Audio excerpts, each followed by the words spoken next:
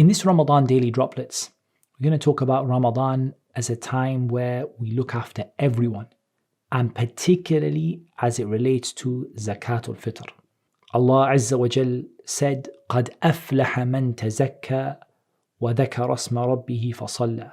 Umar bin Abdul Aziz, he said about this ayah, successful is the one who tazakka, either purifies themselves or gives the zakah, and then remembers the name of his Lord and prays. Umar bin Abdul Aziz said about this ayah, tazakka means zakatul fitr, وَذَكَرَ اسْمَ رَبِّهِ فَصَلَّى, and remembers the name of his Lord and prays. That is when he goes to the Salatul Eid. So he gives the Zakatul Fitr, then he remembers the name of Allah Azza wa Jal and he makes the takbirat, and then he prays Salatul Eid. He prays the prayer of Eid. قَدْ أَفْلَحَ مَنْ تَزَكَّى. That person is truly successful. The one who gives the Zakatul Fitr and remembers the name of Allah Azza wa Jal and prays the Salatul Eid. That person is truly successful. And as for the summary or the nature of the Zakat al-Fitr, Abdullah ibn Abbas narrated, فرض رسول الله صلى الله عليه وسلم زكاة الفطر طهرة للصائم من اللغو والرفث وطعمة للمساكين. He said that the Messenger of Allah صلى الله عليه وسلم made obligatory the Zakat al-Fitr in order to purify the fasting person from al-laghu wal-rafath. And subhanallah, all of us, our fasting, it has to be that your fasting had a degree of al-laghu wal-rafath, a degree of, if you like, not giving it its dues, not concentrating properly, and some words that were said that shouldn't have been said, maybe some anger at times, perhaps some bad words that shouldn't have been said at times. Al-rafath, it can be evil words of speech, any words of speech that shouldn't have been said. Ultimately, we've talked about how everything is supposed to fast. Your eyes, your ears, your tongue, your hands, your legs, all of them are supposed to fast. How many of us can say the whole of Ramadan that was true?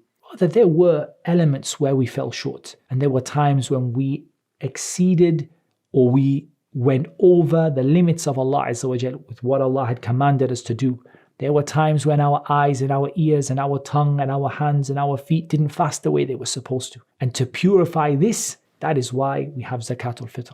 And in order to provide food for the miskin, and this is from the mahasin of Islam, the beautiful features of Islam that we should all be proud of, that Islam is not just a one-sided thing, that it's just about purifying yourself or looking after yourself.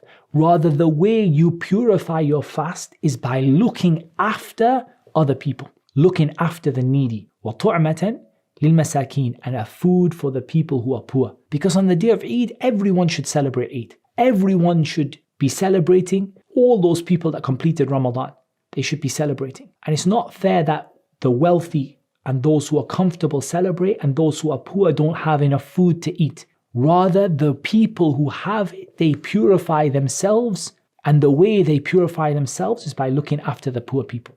The hadith continues, مَنْ أَدَّاهَا قبل الصلاة فهي زكاة مقبولة ومن أداها بعد الصلاة فهي صدقة من الصدقات. Whoever gives it before the salah, before salat of Eid, it is a zakah which will be accepted from them. And whoever gives it after the salah, it's only a charity. It's a basic charity. It's not Zakat al-Fitr unless it's given before the salat of Eid. So this brings us to the issue of when the Zakat al-Fitr is to be given. And the opinion that we're going to put forward, and the one that we feel is the safer of the opinions, is that it is counted as Zakat al-Fitr either on the night before Eid, that is the night when there is no Taraweeh, or 1 day or 2 days prior to that. So the night when there is no Taraweeh, that's the proper time for it. The night when there is no Taraweeh. But if a person gives it 1 day or 2 days before that, then this is acceptable, insha'Allah ta'ala, based upon the hadith of Ibn Umar radiyallahu anhuma, in which it said, وَكَانُوا يُعْطُونَ قَبْلَ الْفِطْرِ بِيَوْمٍ أَوْ يَوْمَيْنِ. They used to give it before the Eid al-Fitr by a day or by 2 days, and the hadith is narrated by Al-Bukhari rahimahullah ta'ala. So who is to pay the Zakat al-Fitr then? Everyone who is able. Everyone who is able. That's what Imam Shafi'i rahimahullah ta'ala is narrated from him. And this is what's the easiest way to explain that everyone who is able to do so. And everyone who has the provision for a couple of days worth of food, a day's worth of food, and they have enough for themselves and their family for Eid, then they are required to give Zakat al-Fitr. And it's to be given from everyone in the household. That is from the old, the young, those who fasted, those who didn't fast. Even some of the scholars recommended it, even though it's not obligatory, to be paid on behalf of the fetus that hasn't been born yet. So it is to be paid on behalf of the whole household. But who pays it? The one who pays it is the one who is the munfiq, the one who spends upon the household. So the husband is the one who is spending upon his wife and his children. He pays Zakat al-Fitr on their behalf. He pays it on their behalf. The one who typically spends upon you is the one who is responsible for paying Zakat al-Fitr on your behalf. So who is it paid to? The Jumhur, the majority of the scholars, they said it's paid to the people of the zakat that are mentioned in the ayah إِنَّمَا الصَّدَقَاتُ لِلْفُقَرَاءِ وَالْمَسَاكِينَ to the end of the ayah in Surah At-Tawbah. However, Shaykh al-Islam ibn Taymiyyah rahimahullah ta'ala, he said it's only specifically for the first two categories. So it's not for all categories of the zakat, but it's specifically for the faqir and the miskin. That's who it's particularly targeted towards. The poor person, either the one who is faqir or miskin, the one who has totally got no money at all, or the one that has money but it's not enough for their basic needs. So the person who would be eligible for the zakah because of poverty. That's the one that it is paid to. And it's better for a person to distribute it themselves. But there is no harm. And Imam al-Nawawi, he mentioned this in his Majmu' rahimahullah ta'ala. He said the best thing is for the person to give out or organize the Zakat al-Fitr for themselves.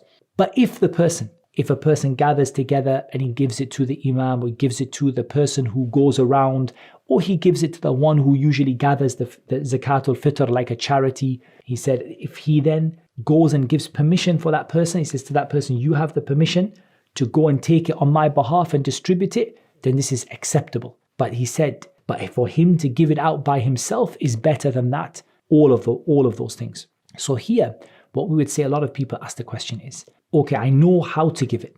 I know who it should be given to, but how do I actually do this?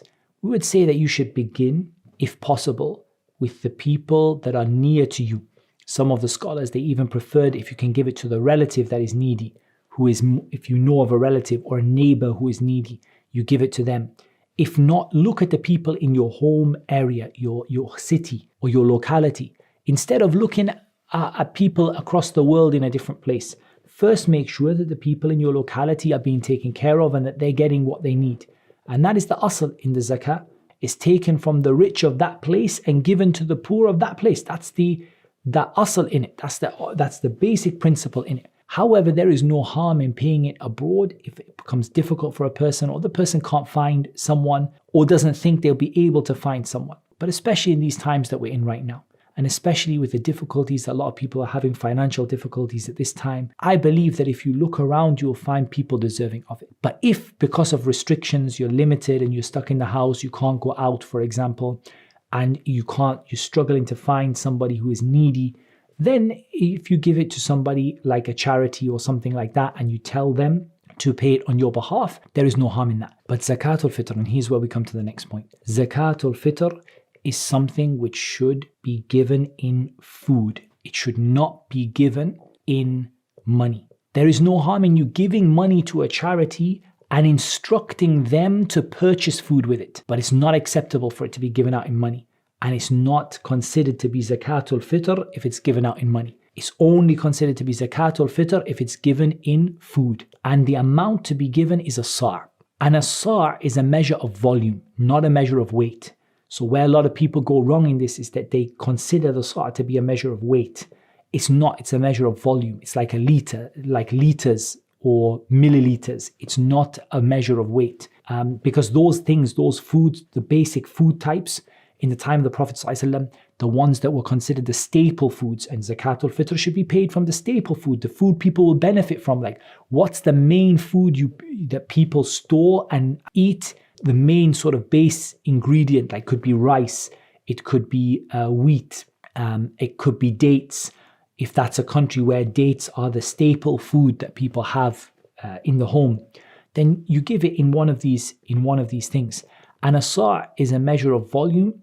And for the purpose of Zakat al-Fitr, the safest opinion is that it's 3 liters. However, some of the scholars said if you go with 3 kilograms, you'll be fine, because 3 kilograms, even though it's a measure of weight, will always be more than 3 liters in almost everything, in rice, in dates, in everything.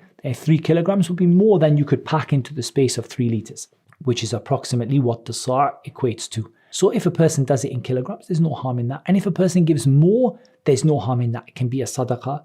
It can be a sadaqah for them, and the Zakat al-Fitr will be the obligatory amount. And if they give it to one poor person, there's no harm in that. And if they spread it out among the family, so one part of the family Zakat al-Fitr goes to one poor person and one to another, then there is no harm in that either. And as we said, if people are struggling in this time to find people because of issues with not being able to get out of the house or not being able to meet up with people, then inshallah there is no harm in paying an organization, like Imam al-Nawawi mentioned, to give it to someone who distributes the Zakat al-Fitr.